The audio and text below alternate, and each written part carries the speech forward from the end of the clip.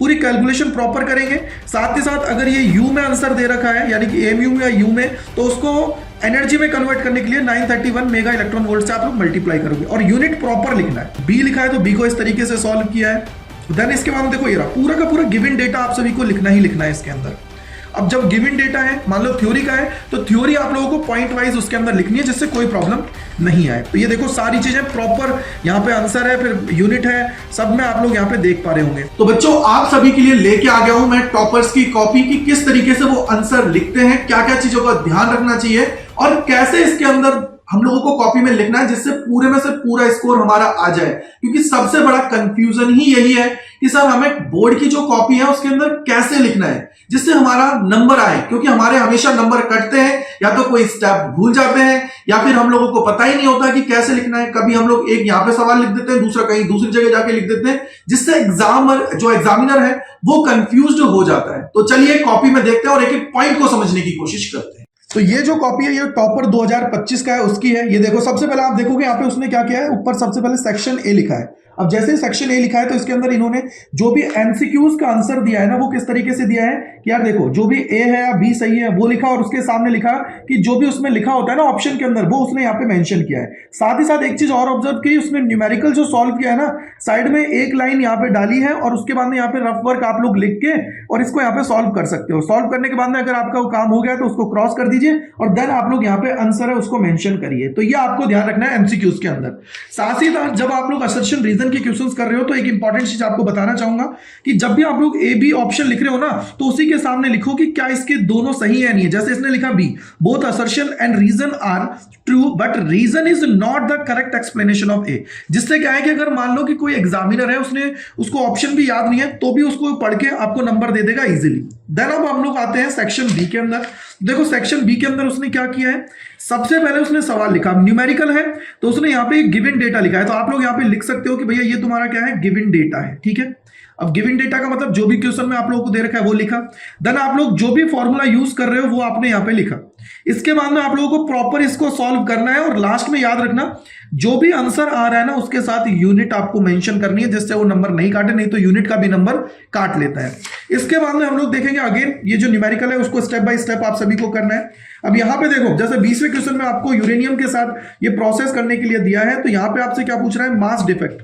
तो आप लोगों को मैंने बता रखा है कैसे करना है, तो वैसे ही आप सभी इसको करेंगे, पूरी कैलकुलेशन प्रॉपर करेंगे। साथ ही साथ अगर ये यू में आंसर दे रखा है यानी कि एमयू या यू में, तो उसको एनर्जी में कन्वर्ट करने के लिए 931 मेगा इलेक्ट्रॉन वोल्ट से आप लोग मल्टीप्लाई करोगे और यूनिट प्रॉपर लिखना है। ठीक है, इसके बाद में यहाँ पे देखो गिवन डेटा आपके सामने है। इसके बाद में जब हम लोग सेक्शन सी में आते हैं तो आपको एक चीज और याद रखनी है कि जो भी आप लोग कर रहे हो सेक्शन ए बी सी उसको ऊपर लिखो, देन उसके बाद में आंसर्स लिखो जिससे कोई प्रॉब्लम नहीं आए। अब यहां पे देखो इस बच्चे ने क्या किया है, मान लो इसने किया है 22वें का ए, तो उसने वहां पे मेंशन कर दिया है 22वें का ए और यहां पे इसने सबसे पहले डायग्राम बनाया है, पेंसिल से बनाया, प्रॉपर उसकी मार्किंग की है कि यहां पे क्या चीजें क्या नहीं है, कि कंडक्टर में बैंड गैप जो है वो कितना होता है, साथ ही साथ इंसुलेटर में क्या होता है, कितना होता है, लेस देन होगा, ग्रेटर देन होगा, सारी चीजें इसने मेंशन कर दी है। इसके बाद में आप आगे आओगे। अब यहां पे देखो सबसे इंपॉर्टेंट चीज जो मेरे को बतानी है वो ये है, जब भी कोई थ्योरी लिख रहे हो ना उसको हमेशा पॉइंट वाइज लिखो। देखो इसने भी पॉइंट वाइज लिखी है, जो भी इंपॉर्टेंट पॉइंट है सारे इसने पॉइंट वाइज लिखे हैं जिससे एग्जामिनर पढ़ेगा इजीली कर जाएगा। जैसे यहां पे लिखा हुआ है at T is equal to 0 के semiconductor act as an insulator due to the absence of the free electrons for conduction. तो देखो क्लियर कट पॉइंट्स में समझ में आ रहा है कि उसको ज्यादा दिमाग लगाना ही नहीं पड़ रहा है। इसके बाद में फिर आप लोग आगे आओगे, देन इसने आपने बी किया है इसका 22वें का, तो देखो प्रॉपर पॉइंट्स में लिखा है, यानी कि थ्योरी जब लिख रहे हो ना तो प्रॉपर पॉइंट्स के अंदर ही लिखना है, रामायण नहीं लिख देना, नहीं तो एग्जामिनर काट देगा नंबर। फिर इसने लिखा है आगे, ये देखो यहाँ पे ए लिखा है तो ए का इसने इस तरीके से सॉल्व किया है, फिर बी लिखा है तो बी को इस तरीके से सॉल्व किया है। देन इसके बाद देखो ये रहा पूरा का पूरा गिवन डेटा आप सभी को लिखना ही लिखना है इसके अंदर। अब जब गिवन डेटा है, मान लो थ्योरी का है, तो थ्योरी आप लोगों को पॉइंट वाइज उसके अंदर लिखनी है जिससे कोई प्रॉब्लम नहीं आए। तो ये देखो सारी चीजें प्रॉपर यहाँ पे आंसर है, फिर यूनिट है, सब में आप लोग यहाँ पे देख पा रहे होंगे। इसी तरीके से आपको एक और चीज ध्यान रखनी है, वो ये देखो मान लो इसने कोई गलत किया तो इसने यहाँ पे देखो इसको क्रॉस कर दिया है।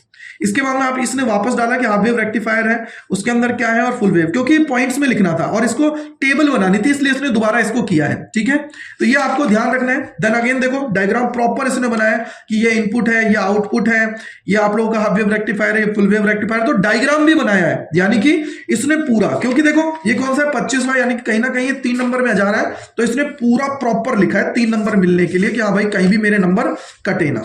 इसके बाद में अगेन देखो ये न्यूमेरिकल्स और ये सारी चीजें आपको प्रॉपर दे रखी है, वेक्टर फॉर्म में भी लिख दीजिएगा जिससे नंबर आपको मिल जाए। यहीं पे देखो ये प्रॉपर डायग्राम है। देन इसने फिर पॉइंट्स में लिखा है कि देखो ये स्नेल्स लॉ है, ये सारी चीजें फॉर्मूले के अंदर।